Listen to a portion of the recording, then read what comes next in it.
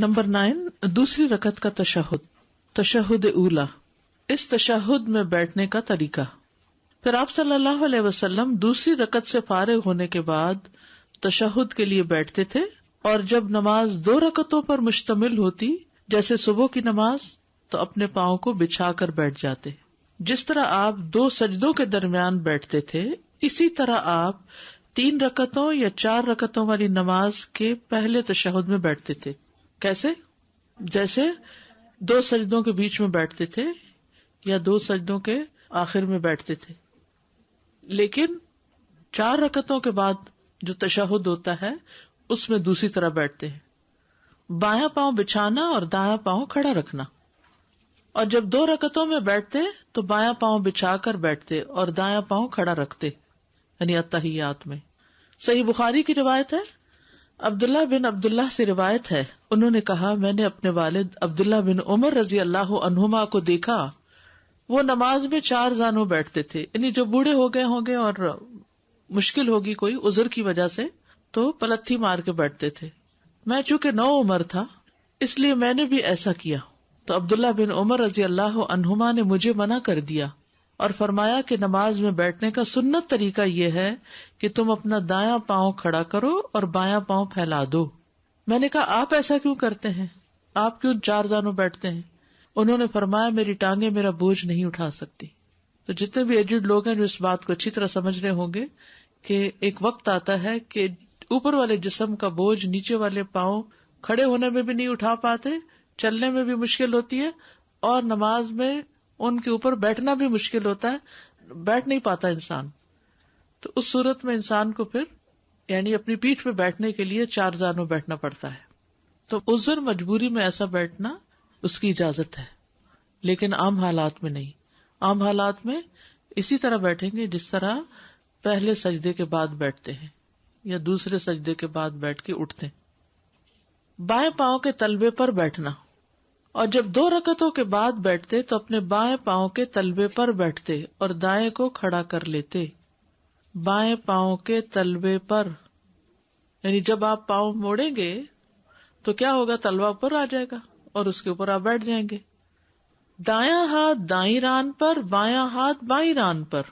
ٹھیک ہے، کہاں؟ یعنی گھٹنوں کو نہیں پکڑنا بلکہ آپ نے ذرا سے اس سے اوپر رہنا ہے، ران پہ رکھنا ہے ہاتھ۔ عامر بن عبداللہ بن زبیر اپنے والد سے روایت کرتے ہیں کہ رسول اللہ صلی اللہ علیہ وسلم جب تشہد میں بیٹھتے تو اپنا دایاں ہاتھ اپنی دائیں ران پر اور اپنا بایاں ہاتھ اپنی بائیں ران پر رکھ لیتے، شہادت والی انگلی سے اشارہ کرتے اور اپنی نگاہیں اپنے اس اشارے سے آگے نہیں جانے دیتے تھے، یعنی ہاتھ پر ہی نگاہ رہتی، سجدے کی جگہ اب نہیں دیکھنا، اب کہاں دیکھنا، اور نیچے، یا پھر ہاتھ گھٹنے پر رکھنا۔ ابن عمر سے روایت ہے کہ نبی صلی اللہ علیہ وسلم جب نماز میں بیٹھتے تو اپنے دونوں ہاتھ اپنے دونوں گھٹنوں پر رکھ لیتے، یعنی ذرا آگے یا ذرا پیچھے، دونوں طرح اجازت ہے۔ دائیں کوہنی کو دائیں ران سے بلند رکھنا، اور آپ صلی اللہ علیہ وسلم اپنا بایاں ہاتھ اپنی بائیں ران پر رکھا اور دائیں ہاتھ کی کوہنی کو دائیں ران سے علیحدہ اور اونچا رکھا، ذرا سا یوں، ٹھیک ہے، اٹھا کے ذرا سا، اکڑانے کی ضرورت نہیں، ذرا سا بس ایسے اوپر اٹھا لی۔ اطمینان کو ملحوظ رکھتے ہوئے بیٹھنا، آپ صلی اللہ علیہ وسلم نے فرمایا جب تم نماز کے دوران میں بیٹھو تو اطمینان سے بیٹھو اور اپنی بائیں ران بچھا لو، پھر تشہد پڑھو۔ اس تشہد کے نہ پڑھنے پر سجدہ سہو کرنا، یعنی اگر بیچ والا کوئی تشہد بھول جائے تو اس پر سجدہ سہو ہوگا۔ اور آپ صلی اللہ علیہ وسلم جب پہلی 2 رکعتوں کے بعد تشہد میں بیٹھنا بھول جاتے اور کھڑے ہو جاتے تو پھر دوبارہ نیچے جا کے نہیں بیٹھتے تھے، بلکہ آخر میں سجدہ سہو کر لیتے، تو اس کے لیے سجدہ سہو کرتے۔ عبداللہ بن بحینہ جو قبیلہ ازد شنوءہ سے ہیں اور بنو عبد مناف کے حلیف اور نبی صلی اللہ علیہ وسلم کے اصحاب میں سے تھے، ان سے روایت ہے کہ نبی صلی اللہ علیہ وسلم نے ایک دن انہیں ظہر کی نماز پڑھائی اور پہلی 2 رکعتوں کے بعد بیٹھنے کی بجائے کھڑے ہو گئے، یعنی تیسری کے لیے کھڑے ہو گئے، لوگ بھی آپ کے ساتھ کھڑے ہو گئے۔ جب آپ اپنی نماز پوری کر چکے تو لوگ آپ کے سلام پھیرنے کا انتظار کرنے لگے۔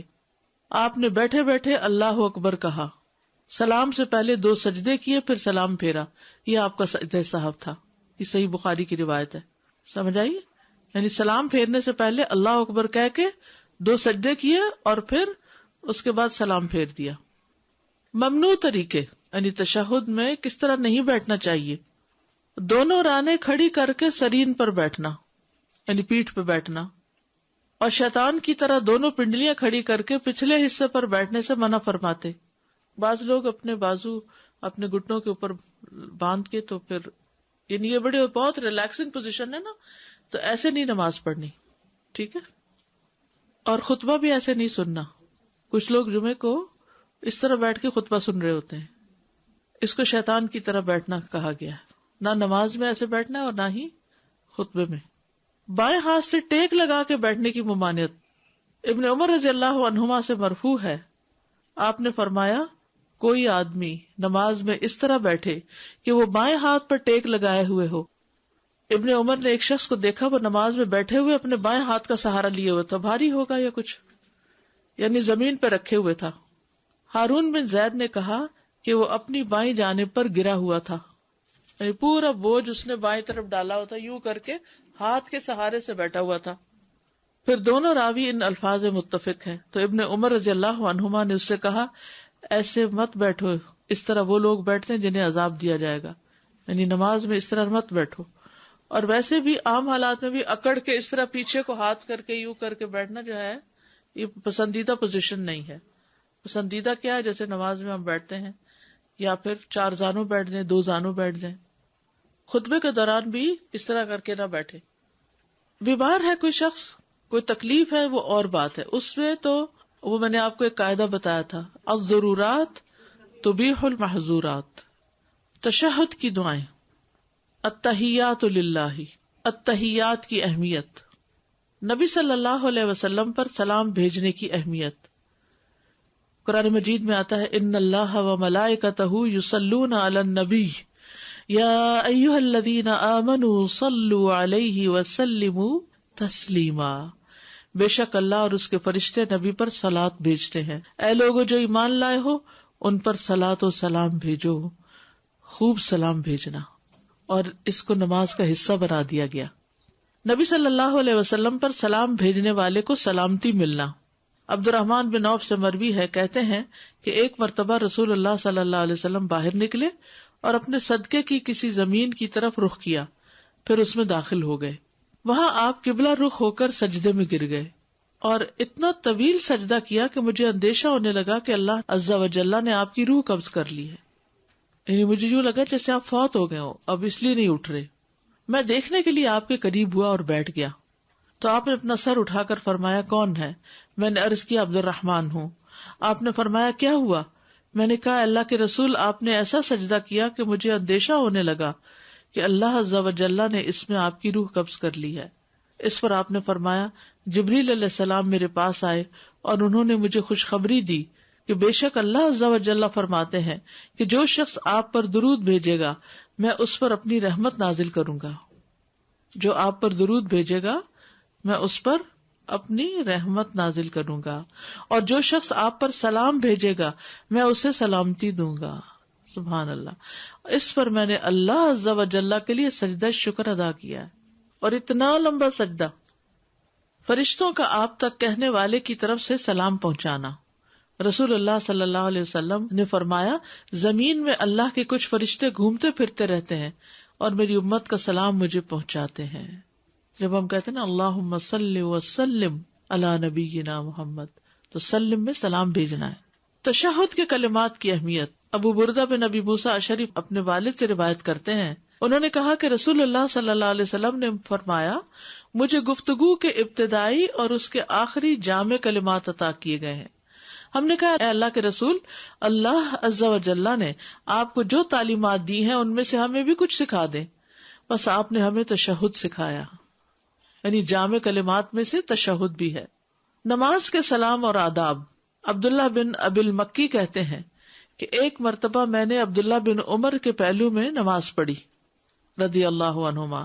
نماز سے فارغ ہو کر انہوں نے میری ران پہ ہاتھ مارا اور فرمایا کیا میں تمہیں تحیت الصلاۃ نہ سکھا دوں جیسے رسول اللہ صلی اللہ علیہ وسلم ہمیں سکھاتے تھے. یہ کہہ کر انہوں نے میرے سامنے تشہد کے وہ کلمات پڑھے جو ابو موسیٰ اشعری سے مروی ہیں. وفی روایت سب کلمات وہی تحیت الصلاۃ، اور ایک اور روایت میں ہے یہ 7 جملے ہیں، یہ نماز کے سلام و آداب ہیں، یہ تحیت الصلاۃ ہیں. ٹھیک ہے، وہ کیا ہیں؟ 7 کلمات: التحیات، الصلوات، الطیبات، السلام علیک ایھا النبی، السلام علینا وعلی عباد اللہ الصالحین، شہادت توحید، شہادت رسالت. 7 چیزیں ہیں تشہد کے اندر.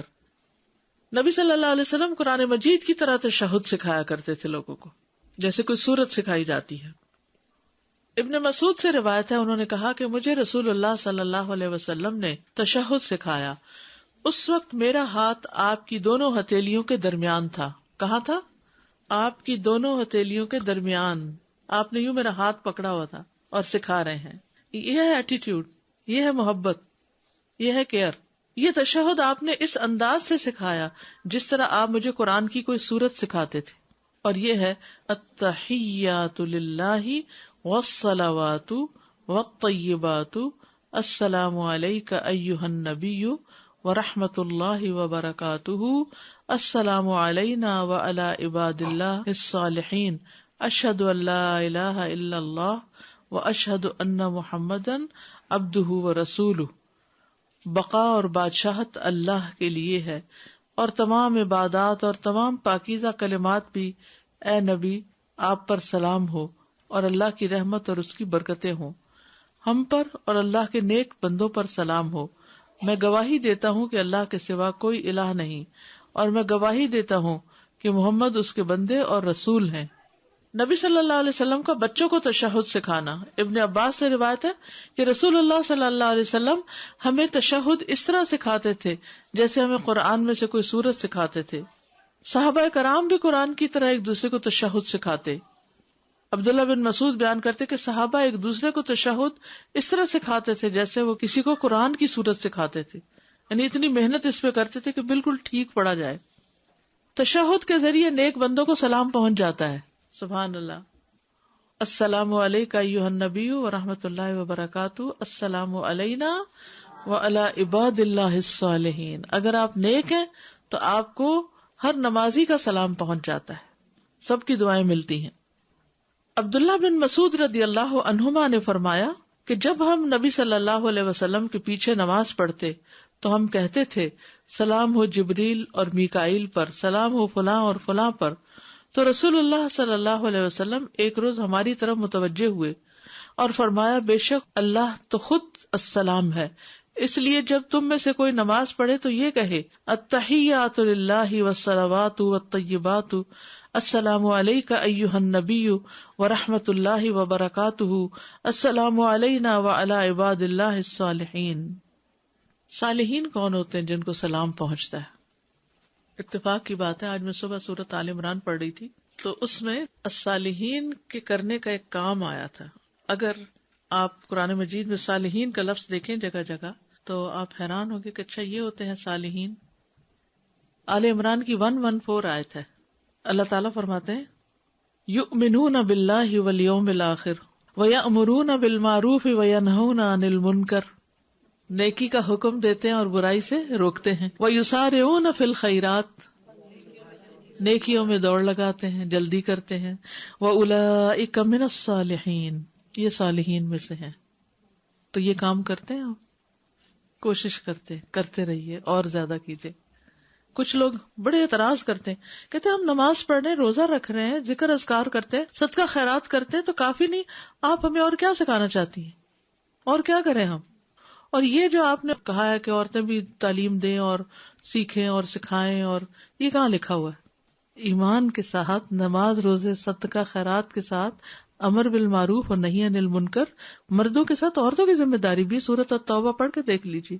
والمؤمنون والمؤمنات بعضهم اولیاء بعض یأمرون بالمعروف وینہون عن المنکر. تو امر بالمعروف، نیکی کا حکم دینا، برائی سے روکنا، نیکی کی تعلیم دینا، اور خود بھاگ بھاگ کے بچے کام کرنا، یہ سارے ہونا فی الخیرات، خیر کے کاموں میں یہ میں کروں گی، میں آگے بڑھ جاؤں. اور سستی نہ کرنا. یہ سارے کیا ہے؟ سرعت کس کو کہتے ہیں؟ تیزی کو. اور ایک ہوتی ہے سستی، کیونکہ آپ دیکھیں سستی بہت نقصان دہ چیز ہے. انسان ذرا سا کسی معاملے میں ڈھیلا پڑتا ہے نا تو پھر آپ سمجھیے کہ واپسی کا دور شروع ہو جاتا ہے، نیچے سے نیچے چلتا چلا جاتا ہے. کل میری کسی سے ملاقات ہوئی تو میں نے ان سے کہا کہ وہ فلاں کلاس میں نہیں آ رہی، کہنے لگے کہ وہ کوئی گاڑی کا ارینجمنٹ نہیں ہے. تو میں نے کہا گھر سنتی ہیں؟ کہتے نہیں کبھی کبھی. میں نے کہا گھر سننے میں کیا مشکل ہے، کتنا اہم ٹاپک ہے. اور ہم گھر ہوتے ہوئے کبھی کچن میں کھڑے ہیں، کبھی ادھر کبھی ادھر، کبھی اس کو فون کر لیا کبھی کچھ. اگر ہم 4 سال یا زیادہ ہر ہفتے دور سے آ کر پڑھ سکتے ہیں تو کیا 9 ہفتے گھر میں سن نہیں سکتے؟ سن سکتے ہیں. ہوتا پتہ ہے کیا ہے، ایک دفعہ کچھ چھوٹ جاتا ہے نا اور انسان کام چھوڑ دیتا ہے نا، پھر نفس عادی ہو جاتا ہے، پھر آرام طلب ہو جاتا ہے، پھر دوسری چیزوں میں لگ جاتا ہے، غیر ضروری چیزوں. علم سیکھنا، یہ جو نماز کے بارے میں سیکھنا، یہ فرائض میں سے ہے. یہ سیکھیں گے تو نماز صحیح ادا ہوگی نا. اور ایک اپرچونٹی ہوتے ہوئے پھر نہ سیکھنا اور اس سے کمتر درجے کے کام کرتے رہنا، تو ہم نے اپنی آخرت کے لیے کیا سوچا؟ ہم کون سے درجے میں جانا چاہتے ہیں؟ اول تو یہ کہ اللہ اپنی رحمت سے جنت میں لے جائے، تو اس کے لیے بھی تو کوئی بھاگ دوڑ کرنی پڑے گی نا. تو صالحین ہی حسن اولئک رفیقا. تو عمل الصالحات جو قرآن میں بار بار آتا ہے نا، الذین آمنوا وعملوا الصالحات، تو اس میں امر بالمعروف اور نہی عن المنکر بھی آتا ہے. یہ تو تھا التحیات. اب 2 رکعت کے بعد تشہد میں بیٹھنا، ہر دوسری رکعت میں التحیات پڑھنا. عائشہ رضی اللہ عنہ سے روایت ہے کہ آپ صلی اللہ علیہ وسلم ہر 2 رکعت کے بعد التحیات یعنی تشہد پڑھتے تھے، 2 رکعت کے بعد، اور التحیات ہی سے ابتدا کرنا. آپ صلی اللہ علیہ وسلم نے فرمایا، اور جب وہ قعدہ میں ہو تو تمہارا پہلا بول یہ ہو، یعنی جب بیٹھے ہیں آپ 2 رکعتوں کے بعد تو اور کچھ نہیں پڑھنا، نہ بسم اللہ نعوذ باللہ، کچھ نہیں. التحیات، اس کے مختلف صیغے بھی ہیں، ٹھیک ہے. اور یہ یاد رکھیے تشہد کو سری طور پہ پڑھنا ہے. سری کا کیا مطلب ہے؟ جو کی تلاوت نہیں کرنی، اونچا نہیں پڑھنا اس کو. عبداللہ بن مسعود رضی اللہ عنہ سے روایت ہے، انہوں نے کہا کہ سنت یہ ہے کہ تشہد کو خاموشی سے پڑھا جائے. تشہد کے مختلف صیغے. اب آپ حیران ہوگے کہ اچھا یہ بھی ہوتے ہیں. پورے دلائل کے ساتھ یہاں موجود ہیں کہ صرف ایک ہی التحیات نہیں جو ہم نے سیکھا، ہم نے تو اس لیے وہ سیکھ لیا کہ شکر ہے وہ یاد ہو گیا. آپ دیکھیں کہ اتنے خوبصورت خوبصورت لفظ بھی ہیں. اصل میں تو یہ نماز کے اللہ سے محبت کا اظہار ہے. کیسا اظہار کرتے ہیں ہم؟ جب محبت آتی ہے تو خود بخود الفاظ بھی اور آنے لگتے ہیں. تشہد اور نبی صلی اللہ علیہ وسلم پر درود پڑھنے کے جو الفاظ حدیث میں وارد ہوئے ہیں وہ بہت زیادہ اور مختلف ہیں، اور مسلمان کے لیے زیادہ کامل بات یہ ہے کہ وہ تمام الفاظ کو ہی بجا لائے، یعنی کبھی کوئی پڑھ لے، کبھی کوئی. پہلی مرتبہ یہ الفاظ کہے اور دوسری دفعہ دوسرے الفاظ، اور اسی طرح کرے حتیٰ کہ تمام احادیث پر عمل ہو جائے. صرف بعض کو کافی نہ سمجھ لے. ہماری مشکل یہ کہ ہم نے کچھ کو کافی سمجھ لیا اور اس پہ اتنے ریجڈ بھی ہو گئے کہ اگر ذرا سا ادھر سے ادھر کوئی ہوا تو بس اس کی تو نماز گئی.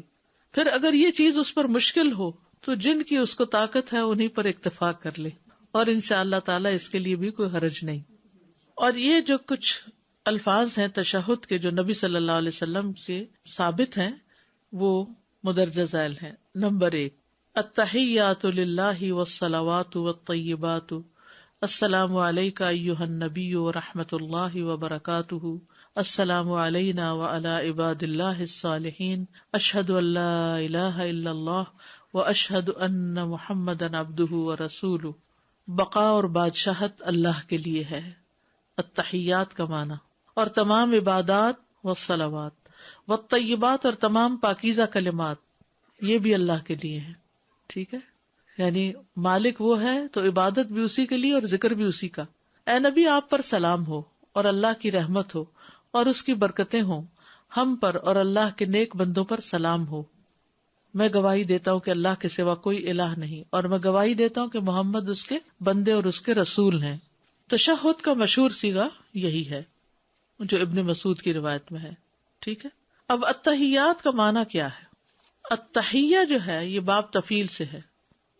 باب تفعیل سے تفعلۃ مصدر ہے اور حیات سے مشتق ہے. حیات زندگی کو کہتے ہیں. اس کا معنی ہے زندہ کرنا اور باقی رکھنا.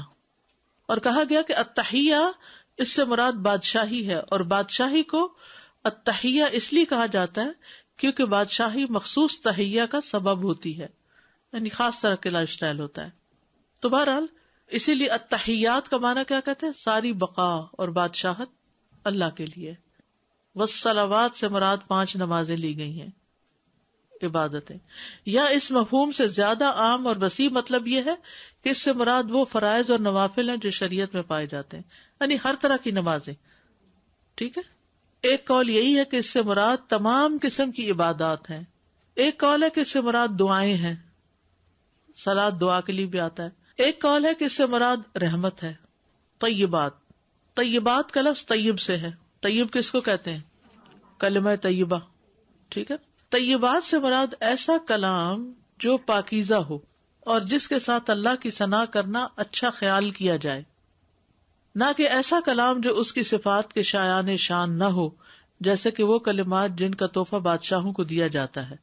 یعنی ایسا پاکیزہ کلام کہ جس کے ساتھ اللہ کی تعریف کرنا اچھی لگے، وہ طیبات ہے، پاکیزہ کلام.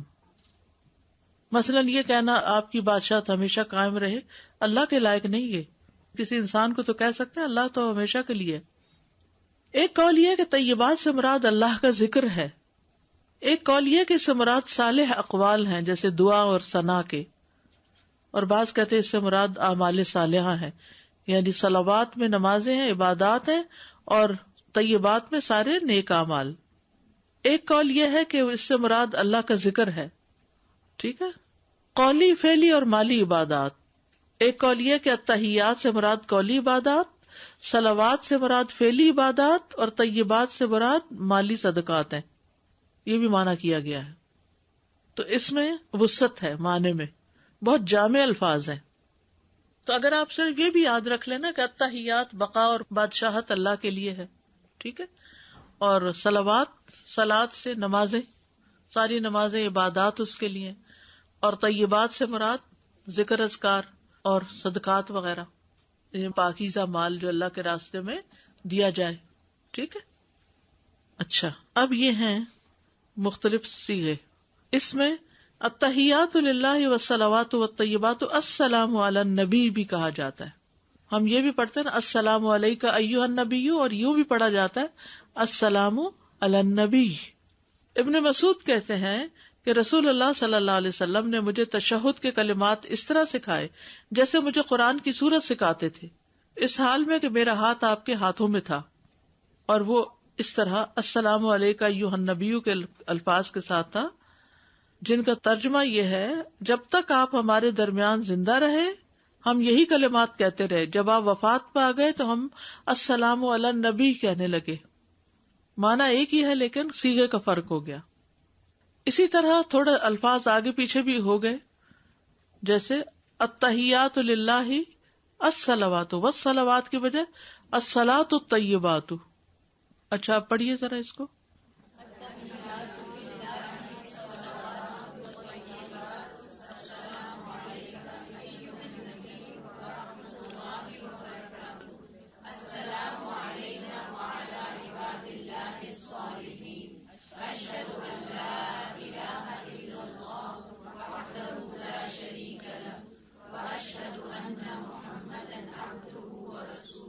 ٹھیک ہے. ابن عمر نے یہ کلمات بتائے ہیں، التحیات للہ الصلوات الطیبات السلام علیک ایھا النبی ورحمۃ اللہ وبرکاتہ. انہوں نے برکاتہ کا اضافہ کیا ہے. ٹھیک ہے. ابن عمر کا یہ کہنا وبرکاتہ اور وحدہ لا شریک لہ کا میری طرف سے اضافہ ہے. تو یہ دونوں الفاظ دوسری روایات میں نبی صلی اللہ علیہ وسلم سے مرفوعاً ثابت ہیں، یعنی جس کا مطلب یہ ہے کہ ابن عمر کے یہ الفاظ جو ہیں یہ نبی صلی اللہ علیہ وسلم ہی سے آئے ہیں. یہ پڑھیے نمبر 5.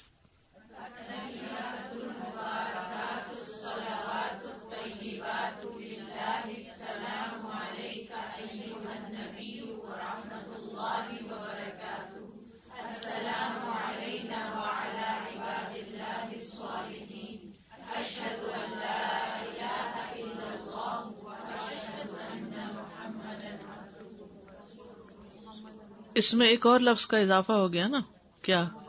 المبارکات. اس کی دلیل کیا ہے؟ ابن عباس رضی اللہ عنہما بیان کرتے ہیں کہ رسول اللہ صلی اللہ علیہ وسلم ہمیں تشہد اس اہتمام سے سکھاتے تھے جیسے کہ قرآن کی کوئی سورت.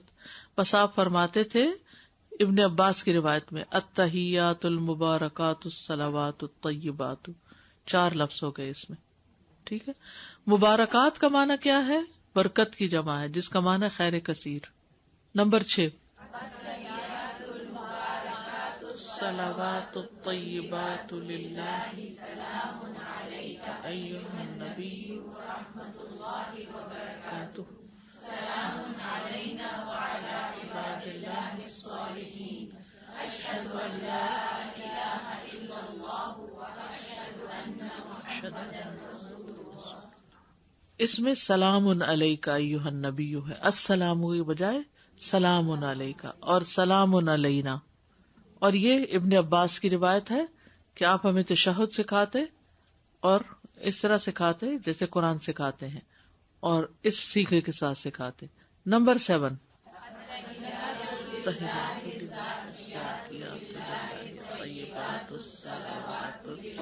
السلام علیک ایھا النبی ورحمۃ اللہ وبرکاتہ السلام علینا وعلی عباد اللہ الصالحین اشہد ان لا الہ الا اللہ واشہد ان محمدا عبدہ ورسولہ.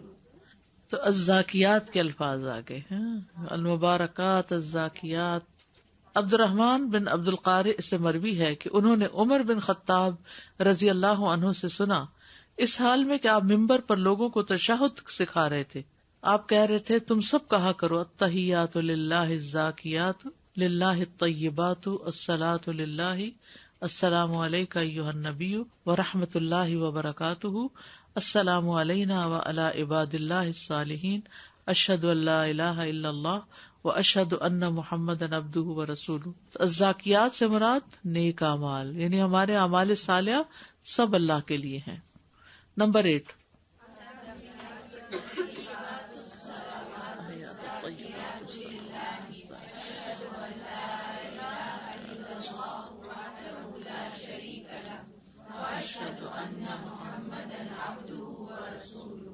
السلام علیک ایھا النبی ورحمۃ اللہ وبرکاتہ السلام علینا وعلی عباد اللہ الصالحین السلام علیکم.